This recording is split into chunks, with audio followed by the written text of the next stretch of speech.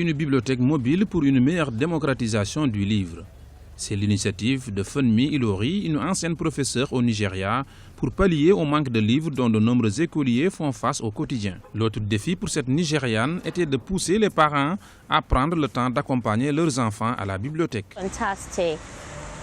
C'est fantastique, il est nouveau dans la communauté, mais il est le premier de son genre et beaucoup de parents l'ont bien accueilli. Les enfants sont très enthousiastes et ils sont très heureux. Habituellement, nous donnons juste un livre à lire chaque semaine, mais vous trouverez que certains enfants demandent même plus en disant que si je finis ce livre, je peux en avoir 2, voire 3. Et nous les laissons la possibilité d'en avoir plus si les enfants la demandent.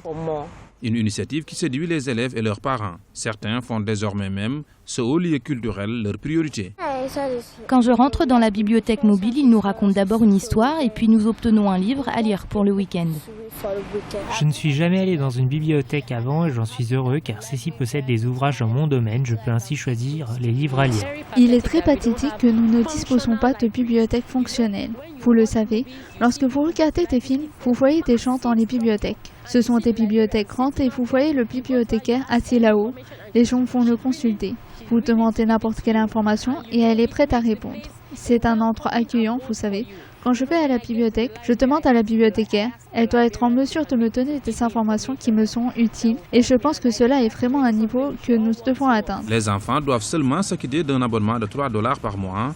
Quant aux parents d'élèves, ils paient des frais d'inscription initiale de $6 qui donnent droit à chaque enfant un sac, entre autres. La réussite du projet est un soulagement pour cette femme qui au départ apportait les livres de maison en maison dans un panier.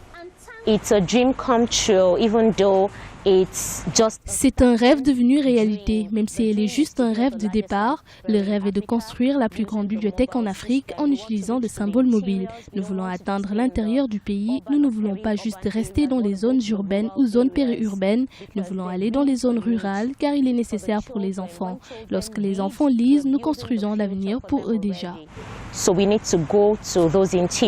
Cette bibliothèque a été lancée en octobre 2013 et a coûté $15 000 d'investissement personnel et une subvention du gouvernement du Nigeria de $60 000. Aujourd'hui, plus de 24 écoles et 417 enfants y sont inscrits.